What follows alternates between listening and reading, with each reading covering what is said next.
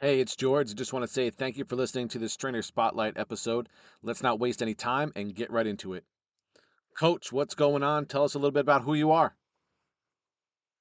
My name is Megan Baron, and I own Get Fit New Hampshire. I operate out of Concord, New Hampshire. My gym is a large group personal training facility with an emphasis on personal. So I work with clients between the ages of 50 to 70 for the most part, men and women, and really clients who are looking to age with grace so they can continue to do the things that they love to do and the things that they need to do as they mature. So, while definitely people come to me because they're like, hey, I want to lose weight, I want to feel better, the main person who's coming to me is like, I want to work out again and I don't want to get hurt when I do it. I want to be able to pick up my grandkids. I want to be able to put my own luggage in the overhead compartment. I just want to be able to retire and actually live my life. So those are the people that I work with, and I absolutely love these people. So yeah, I've been doing this for about 13 years. I do have a degree in exercise science, and I started out at Get Fit New Hampshire as just an intern. I came to this gym as just a person off the street, fresh out of the Marine Corps. He hired me on as an intern. I worked for free and eventually worked my way into a part-time position and then into a full-time position. And then 6 years in, he was like, hey, I'm ready to sell. And I was like, oh, well, I guess I'll buy him out. So I bought out the previous owner in 2018, and it's been a ride ever since. So that's how I ended up where I'm at now. And I just like, I never feel like I'm working. I absolutely, positively love what I do and who I work with. And I just wouldn't change it for the world. It's great getting to know you as a coach, but you're not a coach 24/7. So, can you tell me a funny or interesting story about yourself that happened either in your practice as a coach or in your normal life outside of coaching? So, super funny story that happened to me this past summer. I was headed over to get my kids from their dad. We were going to go to the beach for the afternoon. So, I drive all the way, several cities over, grab my kids at a local Dunkin' Donuts, and we start to head to the beach. Well, probably like 2 minutes after they get in my car, all of a sudden, this ginormous bird like dove down and hit the front of my car, and I drive like a big Tahoe. So I was like, oh my gosh, everybody jumped. It was super loud. We laughed about it. It was over. Then proceed to drive the rest of the way to the beach. It was about 50 minutes away. So we drive, and I'm noticing on the highway that like there are people in their cars turning their heads and they're looking at my car. And I'm thinking like am I driving like a jerk? Like what is going on right now? And so I get all the way to this state park in New Hampshire to the beach, and I approach the gate, and the guy at the gate goes, ma'am, do you know that there is a large bird hanging out of the grill of your Tahoe right now? And I was like, oh my God, are you serious? And he's like, I was like, how bad is it? He was like, ma'am, it is quite the scene. And so I get out and I park, and no kidding, a giant hawk flew into my car, and it was stuck nose first in the grill of my car. And I'm thinking, oh my God, what am I gonna do? And well, it's dead. So we go and we do the beach thing all day long, come out, and I come out and I'm like, where's the bird? The bird is gone. I get closer and I realize that the bird is fully inside of my grill and also still alive. I had to call Fish and Game to take the grill off of my Tahoe to get the bird. They got the bird out, and it went to the Audubon Society, where it was then rehabbed and let back into the wild. So that was a whole experience for me. That bird is amazing because it survived a 45-minute drive and all day at the beach on like an 80-degree day. So, yeah, that's probably the craziest thing that's ever happened to me.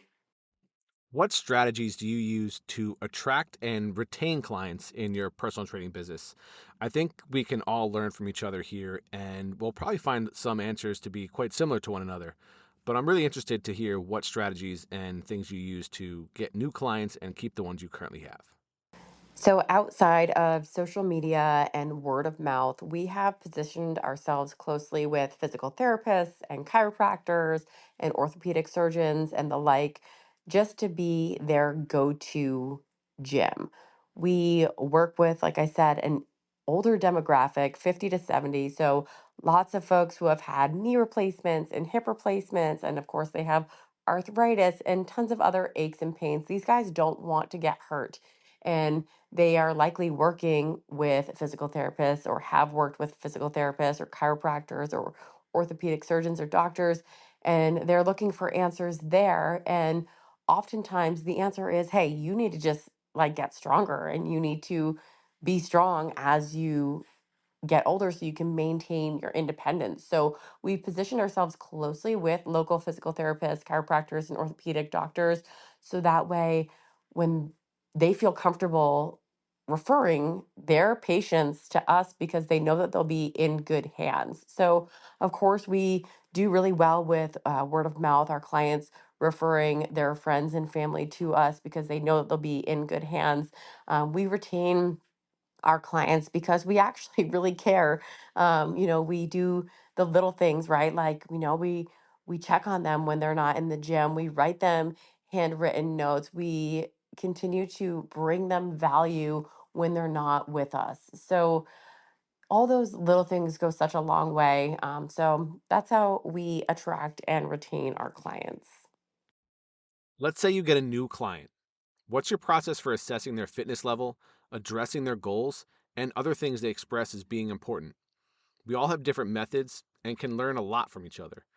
Let's open the door and share some of our secrets. So I think my business is a little bit different than a lot of others who are in the personal training space because I'm large group personal training. So when I'm coaching, I have two or three coaches on the floor, and then I have like between 25 and 35 people on the floor training. So we have like a base training for the day, and then we modify or progress that training kind of based on each individual in the room. So before somebody starts with us, they go through a health history form, right? Where there's those basic questions about like aches, pains, injuries, history, things like that. And then, of course, we go over that, but then they enter a 2 week free trial. So we don't do any assessments before they come in for their 2 week free trial outside of their health history. We used to do a functional movement screen, and kind of what we found was because we're a large group personal training, we weren't able to re-screen everybody enough to get them out of like the bands and things like that went along with the functional movement screen. So we took that away. We started doing just a health history and really reading close into that and then watching how they move on the floor. So our coaching team, of course, caters to the people who are new, and then our coaches communicate amongst each other. Hey, here's what we saw with Mary today on her squats. She really needs to have a bench underneath her so that she can get that full depth. Or we put a DS band around her knees to really emphasize pulling her knees out as she squats down. Or hey, she really needs some work on her hinge. So it's a lot of communication between our coaches in discussing how this client or this trial moves so that we can all be on the same page and what they really need to be coached on. But yeah, we all look at that health history and we ask a lot of questions to the client, especially if they have recently had like a knee replacement or something. How does that squat feel? Do we need assisted? So it's just a lot of communication. But other than that, we don't do like a pre screen anymore outside of just a written health history. I'm a huge fan of continuing education, and I'm building Fitly to give trainers more efficient access to education that solves their clients' problems. We all look at problem solving differently, and taking different courses, obtaining certifications, and going to new conferences can help us learn from one another. How do you continually develop your skill set as a trainer? I am a certified functional strength coach level one. I also hold a degree in exercise science and a personal trainer certificate, of course.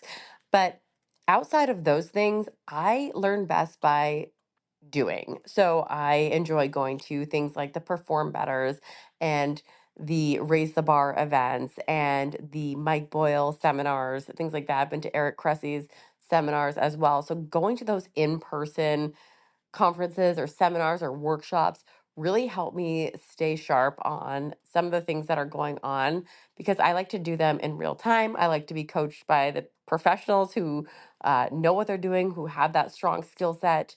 I follow credible coaches, like Luca Hoxavar, and uh, that's the one that comes to mind right away. He's amazing. And he's always putting out super quality content and giving you kind of different ideas. Oh, Kevin Carr is another really super great one that just gives so much value on their social media to help you kind of stay just in tune with other ideas to help your clients progress. So I, like I said, do prefer to be in person where I can be physically coached by people like Mike Boyle and Kevin Carr and Eric Cressy, um, and Luca. I've been to a ton of his workshops also.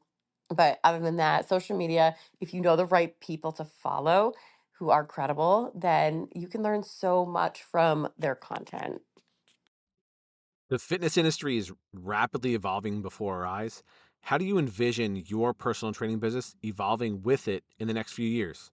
I'm really excited to hear what you have to say about this because we have to plan for the future and a future we want for our business. And while all of our businesses might have the same basic goal of helping people with their fitness, we can structure them in very different ways from one another.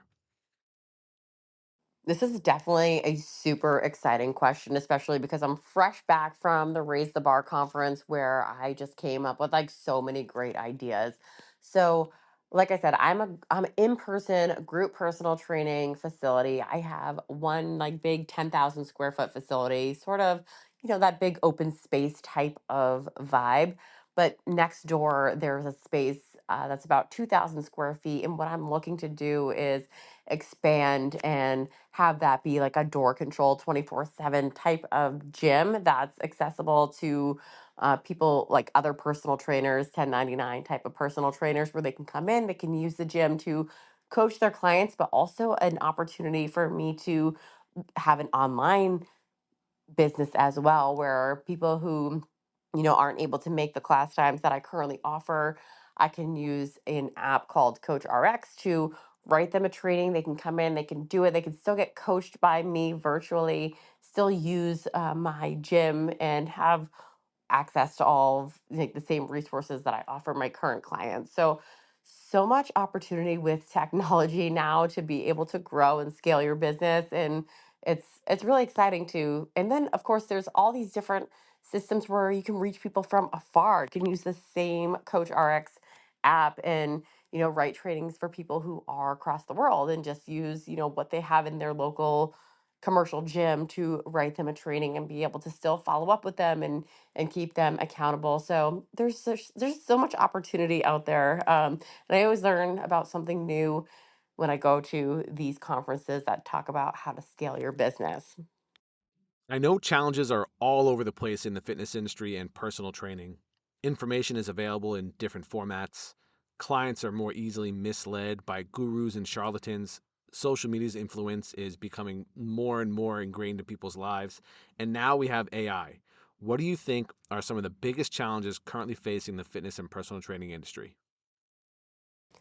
I think that social media is a big challenge in the fitness space. I think from a consumer standpoint, from a client standpoint, someone who doesn't have the education in the fitness space, because there's so many just opinions out there from different influencers, and they're seeing all this different advice, and it's like, how do you know which one to follow, what's right for them? So they're trying all these different things because they're seeing these amazing bodies and they're telling them how they got that, and sometimes it's like this ridiculous information. And I think of like nutrition up front, like they're like, should I do keto, should I do paleo, should I do intermittent fasting, should I have red meat, should I be a vegan, like what do I do? And they are just kind of trying all these different trends, and they're just looking at these influencers who maybe have these like amazing bodies, and they're like, oh well, I want to look like that, so I'm going to try this. But it's sad for me to see all of like the misinformation or not the full picture being put out there on social media, and just making the fitness space an unnecessary, like, confusing space. So anyways, that is one area where I find it's like a big huge challenge and a problem in our industry. Megan, thank you so much for coming on and sharing some of the great info about yourself. Megan and I attended the Raise the Bar conference last year, and we didn't actually meet during the event itself, but after the event on the last day, I think it's the power of the opportunity to meet people at these events. We met while eating tacos in a group of coaches who were all talking about in person centric businesses. The group formed really organically after the event had ended. One person told another person, and by the time we all got to the by the time we all got to the venue, each person either brought somebody or knew at least one other person at the table, and made it really easy for us to meet for the first time. It was really laid back and casual. Megan has an impressive resolve and shared a lot of incredible growth stories, which I feverishly took notes in my head as I was fresh on my lease to my own facility. So it's been great knowing her and knowing some of her journey, and I'm glad you guys got to meet her here as well. If you want to get to know her a little bit more, find out what she's more about, check the show notes for best ways to contact with Megan. That's it for the episode. If you want to learn more about FITLETE and possibly get your own episode, visit fitlete.com. That's FITLETE.com. Thanks, and I'll talk to you soon.